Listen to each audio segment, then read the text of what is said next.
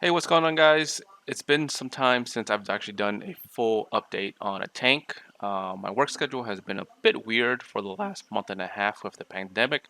I hope everyone's safe and doing well. On the last video of this tank, which was shot in March, the first thing you'll notice, which is completely crazy in this tank right now, is the algae bloom. There's basically an outbreak in this tank. Back in March, I was planning to get a few more snails and a few more fish to complete out the tank, but because of the uncertainty of the pandemic, I kind of held off on it. The priority for me, and it still is saving up money just in case there is layoffs, and if there's just uncertainty in terms of the economy. In the near future, what I do hope on getting is another fish, some sort of tank to help control the actual algae in the tank.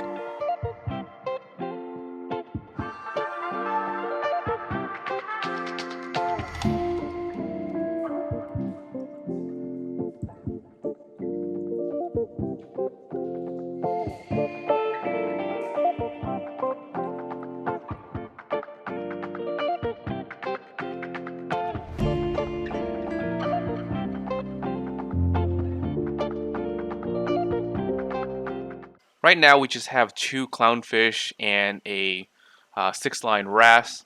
Now, while I'm doing the maintenance on the tank, I'm really not removing all of the algae in the tank, just because I know that eventually the fish or the tank that I'm going to get is going to take care of it. And two, the algae here actually helps with the tank in terms of keeping the water quality better. Now, the one thing I've been kind of debating for a while is because since this tank has really low bioload, it doesn't really make sense to have a skimmer. Initially, I was planning for kind of the far future in terms of like when the tank is fully occupied with a bunch of, bubble tip anemones and probably, a bunch of fish. A skimmer would make sense. But right now, it just doesn't make any sense because like we have like three fish and I barely feed anything for these three fish. And so the skimmer is kind of just sitting idle. So what I plan on doing is converting the sump into a refugium for the time being. And right now I have some macroalgae in the main display tank that I'll probably end up taking and putting it into the sump. The reason why I'm doing this conversion right now is because I do have a Kesso 160 LED, which was for freshwater, laying around that I can just use for it. All I'm waiting right now is the gooseneck to come in to actually do the setup. One positive thing since the last update was my rose bubble tip anemone actually split. So now we have an additional bubble tip anemone in the tank. This is pretty much one step closer to actually filling this whole tank up with bubble tips.